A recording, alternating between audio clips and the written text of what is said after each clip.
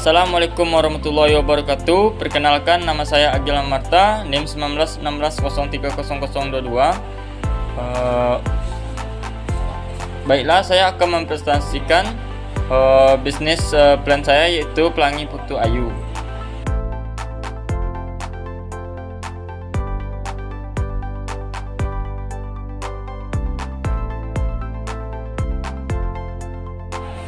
Yang pertama yaitu aspek manajemen dan organisasi. Visi dan misi. Visi menciptakan dan melestarikan kembali produk makanan tradisional yang sederhana dan berkualitas serta banyak diminati atau disukai dengan mengedepankan tampilan yang unik dan menarik. Yang yaitu misi, satu, terus melakukan inovasi-inovasi agar selalu menarik minat beli masyarakat. Yang kedua, menjaga kualitas produk agar menjadi produk yang berkualitas. Yang ketiga, selalu memberikan kesan yang baik kepada setiap pelanggan. Yang keempat, melayani konsumen dengan baik. Struktur organisasi, personel dan tim pengelola. Yang pertama yaitu owner. Memutuskan dan menentukan peraturan dan kebijakan tertinggi perusahaan. Yang kedua yaitu bertanggung jawab dalam memimpin dan menjalankan perusahaan. Yang ketiga yaitu bertanggung jawab atas kerugian yang dihadapi perusahaan, termasuk juga keuntungan perusahaan. Yang keempat yaitu merencanakan serta mengembangkan sumber-sumber pendapatan dan pembelanjaan kekayaan perusahaan. Yang kelima yaitu bertindak sebagai perwakilan perusahaan dalam hubungan dunia luar perusahaan. Yang keenam, menetapkan strategi yang strategis untuk mencapai visi misi perusahaan. Dua, staf pemasaran. Yang A, mengenalkan dan menginformasikan kue putu ayu kepada masyarakat baik secara online dan offline.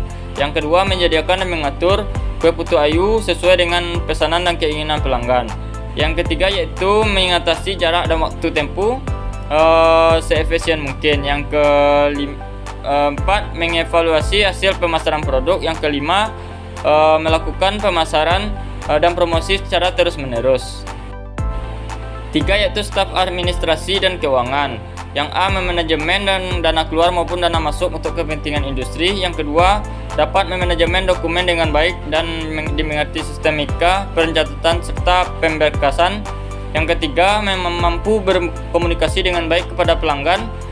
Yang keempat, staf produksi yaitu memanajemen ketersediaan bahan dalam produksi dan dapat mengetahui teknis dalam operasional perusahaan. Yang kedua yaitu melaksanakan dan rencana produksi.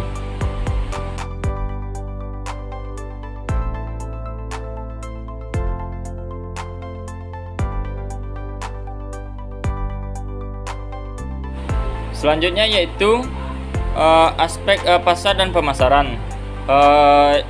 Strategi STP, targeting, positioning. Yang pertama yaitu targeting. Setelah memetakan pasar, tahap targeting adalah membidik kelompok konsumen mana yang akan kita sasar atau strategi target market. Setiap perusahaan pasti mempunyai target penjualan produksinya. Dalam hal ini, target pemasaran Pelangi Putu Ayu adalah anak-anak, remaja hingga dewasa. Hal ini disebabkan karena produk Pelangi Putu Ayu memiliki tampilan yang unik, menarik bagi anak-anak dan remaja, dan juga yang rasa yang lezat dan bergizi juga akan menjadi hal menarik bagi konsumen dewasa. Yang kedua yaitu positioning. Pada posisi pasar, Pelangi Putu Ayu merupakan makanan yang bergizi tanpa adanya bahan kimia yang berbahaya.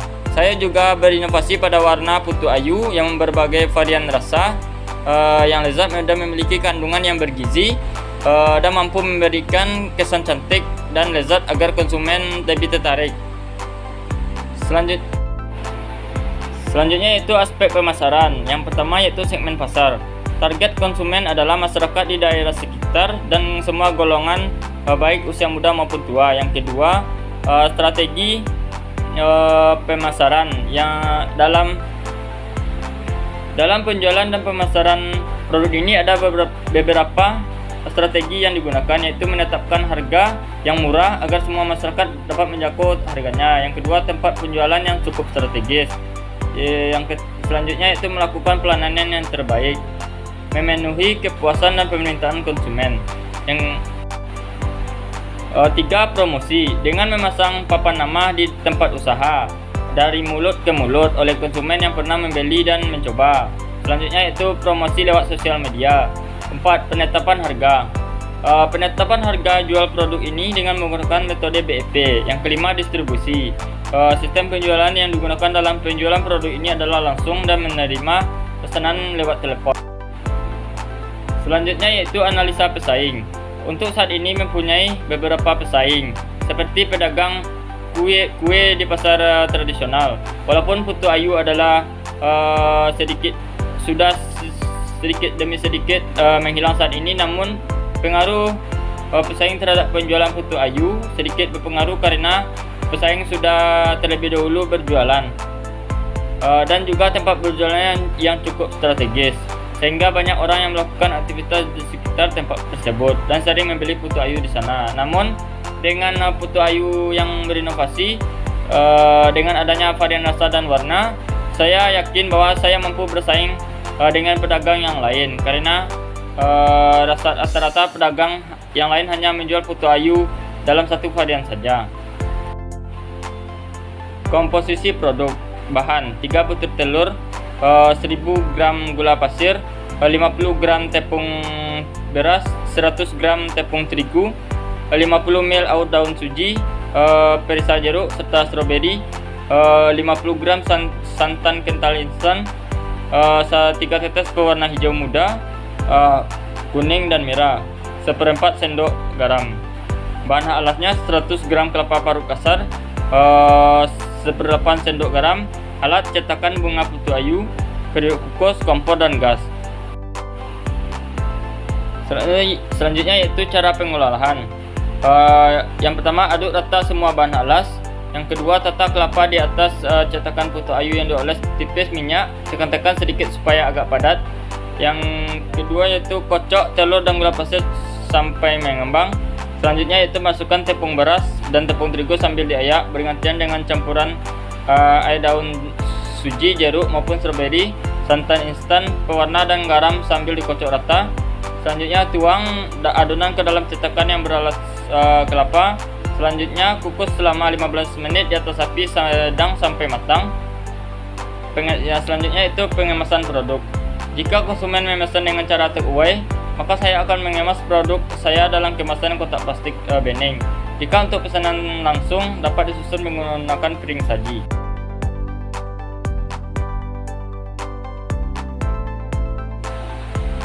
Selanjutnya yaitu aspek teknis dan organisasi. Yang pertama yaitu rencana pengembangan. A. Evaluasi pemasaran untuk lokasi pemasarannya di kantin sekolah dan di warung-warung kecil rumah saya, yaitu SD 08 Tanjung Emas Jorongan Gudang Batu Sangkar, karena produk yang saya pasarkan ini sangat digemari dan oleh anak-anak dan orang dewasa. Yang kedua yaitu untuk sarana dan prasarananya hanya sebuah warung kecil. Yang ketiga yaitu untuk tenaga kerjanya saya lakukan sendiri mulai produksi sampai pemasaran, karena proses produksinya tidak membutuhkan banyak tenaga kerja.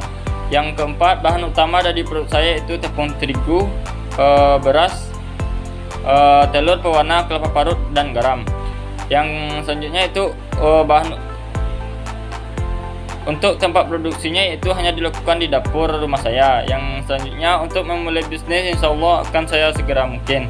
Yang selanjutnya untuk estimasi biaya hanya 100.000. Selanjutnya yaitu analisis dan teknologi. Yang pertama yaitu proses operasi usaha. Di sini saya mulai terlebih dahulu dengan membeli bahan bakunya di pasar. Setelah itu untuk proses produksinya saya lakukan, dan untuk pengempakannya hanya dilakukan secara manual.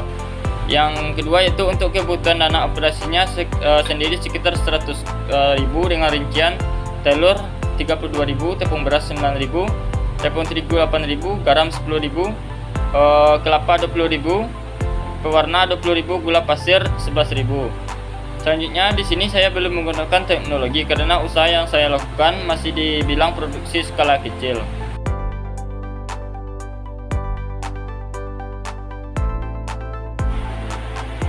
Selanjutnya yaitu aspek keuangan. Yang pertama yaitu pasar. Bisa dilihat pada tabel berikut. Yang selanjutnya yaitu kapasitas. Produk max-nya yaitu 7494. Selanjutnya yaitu gaji. Gaji tahun 2020 upah per harinya 30.000, jumlah hari kerja 240, jumlah pekerja 2 orang, total biaya tenaga kerjanya yaitu 14 juta. 14.400. Di tahun 2021 upah per hari 30.000, jumlah hari kerja 240, jumlah pekerja 2 orang, gaji total biaya tenaga kerjanya yaitu 14.400. Tahun 2022 upah per hari 30.000, jumlah hari kerja 240, jumlah pekerja 2 orang, total biaya tenaga kerja yaitu 14.400. Jadi asumsi kenaikan upahnya yaitu 10%. Jadi total semua total biaya tenaga kerjanya itu tahun 2020 72 juta, tahun 2021 79.200.000, tahun 2022 87.120.000.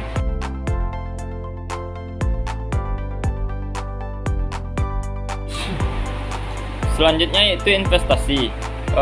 Bisa dilihat pada tabel berikut, yaitu satu oven harga 1 juta, kursi dan meja kerja 900.000, kursi dan meja tamu 850.000, instalasi listrik 500.000, pompa dan instalasi air 500.000, keranjang sampah 10.000.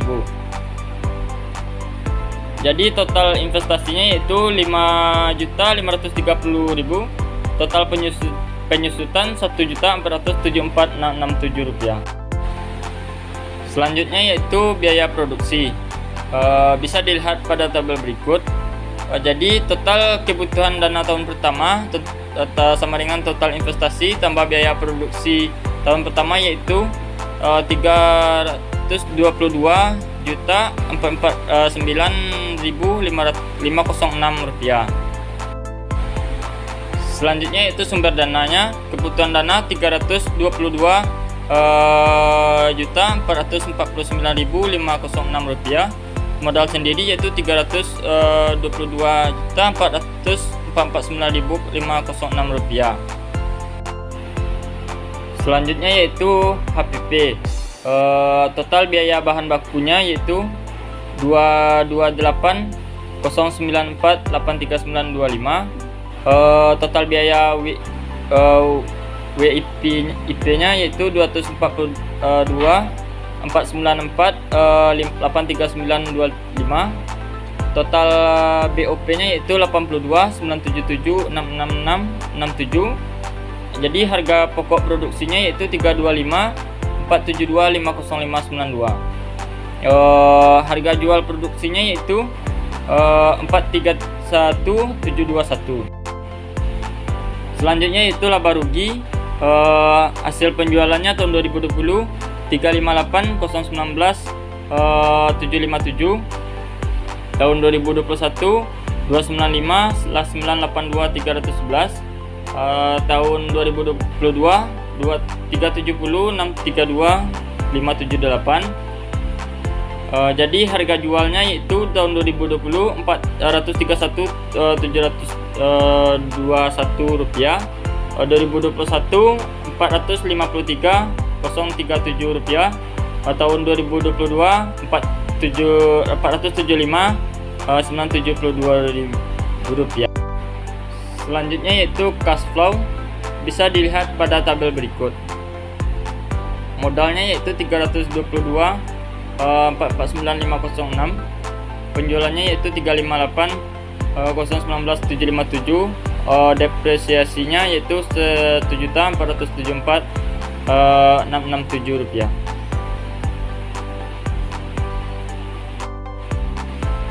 Selanjutnya yaitu neraca.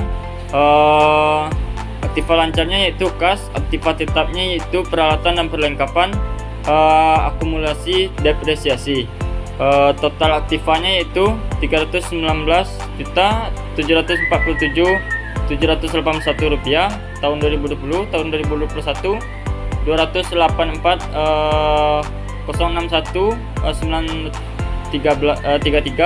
tahun 2022 245.512.541 rupiah. Selanjutnya yaitu BEP, bisa dilihat pada tabel berikut. Jadi BEP harganya yaitu 333.265 rupiah. BEP unitnya yaitu 774. Sekian, terima kasih. Assalamualaikum warahmatullahi wabarakatuh.